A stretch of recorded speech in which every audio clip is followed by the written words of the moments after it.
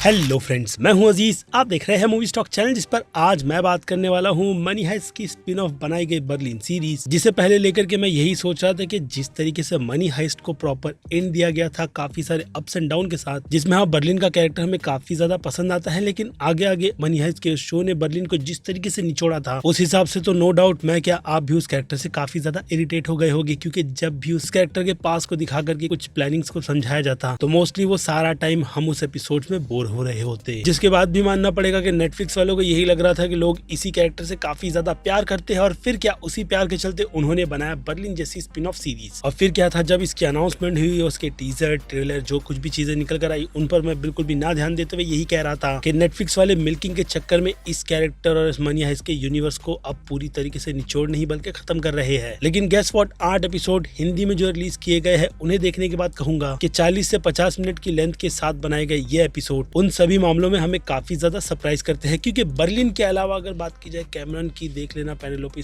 उसका younger version लगती है, और हाँ एक इटालियन लेडी भी है जिसे नाम नहीं दिया गया, अनफॉर्चुनेट। अगर पता है तो कमेंट में लिख करके बता देना। लेकिन इन दोनों को छोड़ करके बाकी जितने भी कैरेक्टर्स थे, या फिर कहूँ हाँ फिर से ऑनेस्टी की राह पर चलते हुए कि सिवाय बर्लिन के अलावा बाकी दूसरे किसी भी कैरेक्टर्स को शाइन करने का मौका नहीं दिया गया। यहाँ पर मैंने ब्यूटी अलग कर दी है, वरना अगर उसे पकड़कर चलूँ तो फिर से वही जो बात हो जाएगी जो अभी थोड़ी देर मैंने पहले कही थी। खैर, लेकिन उससे हटकर इस शो के कैरेक्टर्स के बारे में जो मैं बात कर रहा था, तो मुझे उन सारे कैरेक्टर्स की वो कहते हैं ना कि प्रेजेंटेशन बिल्कुल भी अच्छी नहीं लगी, क्योंकि देखा जाए तो आगे चलकर उनके साथ जो कुछ भी होगा या फिर होने वाला होगा उनसे हमें बिल्कुल भी घंटा फर्क नहीं पड़ता, क्योंकि अगेन कैरेक्टर की डेप्थ यहाँ पर पूरी तरीके से मिस करते हुए उन लोगों ने शो को बस ऊपरी तौर पर या फिर कहो मास ऑडियंस को बहुत ही ज्यादा ध्यान में रखकर बनाया है। इसलिए आपको इस शो के फ्लेवर में हाइस्ट के साथ साथ एस्केप प्लान के अलावा इश्क मोहब्बत भी देखने के लिए मिल जाती है, वो भी बर्लिन और कुछ भी और कैरेक्टर्स है, नाम नहीं बताऊंगा, एक्सपीरियंस खराब हो जाएगा, इसलिए आप खुद देख करके जज कर लो तो ज्यादा बेटर रहेगा। लेकिन हाँ, बर्लिन के केस में बात की जाए तो हमें ऑलरेडी पता है कि उसका अंत कैसे हुआ है, इसलिए उससे रिलेटेड हमें किसी भी तरीके की प्रॉब्लम नहीं होती, क्योंकि ये बंदा जब कोई काम खुद पर ले रहा है तो भले ही आशिकी के चलते वो उन सभी पर ध्यान ना दे, लेकिन फिर भी लेक्चर्स और अपने दिमाग के चलते वो सारी चीजों को सॉर्ट आउट कर लेगा। ये हम पहले से प्लान कर बैठे हुए होते हैं, और गेस व्हाट, शो उन्हीं पर आगे बढ़ते हुए हमें सारी की सारी प्रेडिक्टेबिलिटी की पॉसिबिलिटी बताता चला जाता है।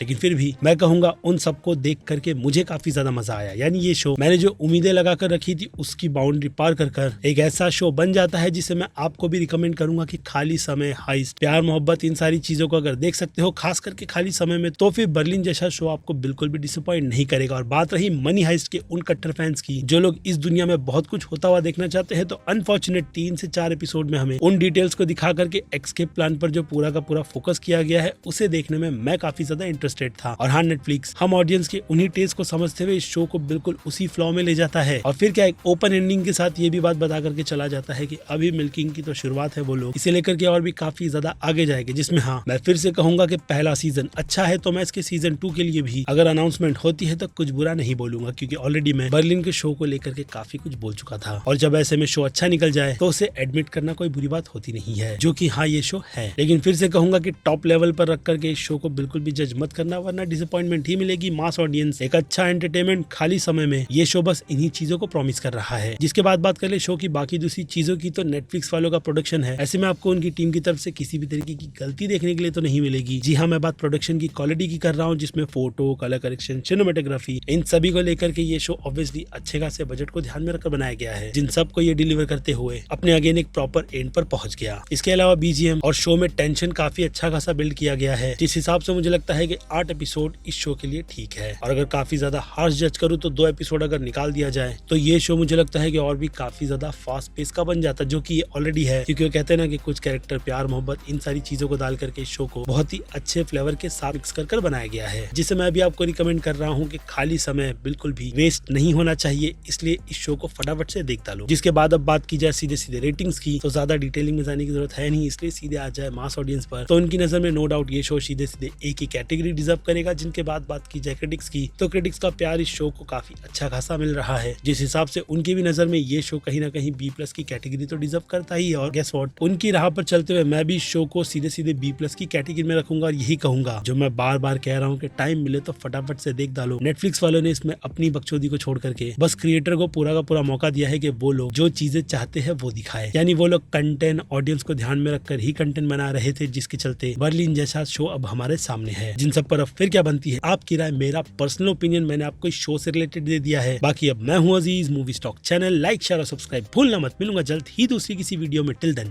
बाय।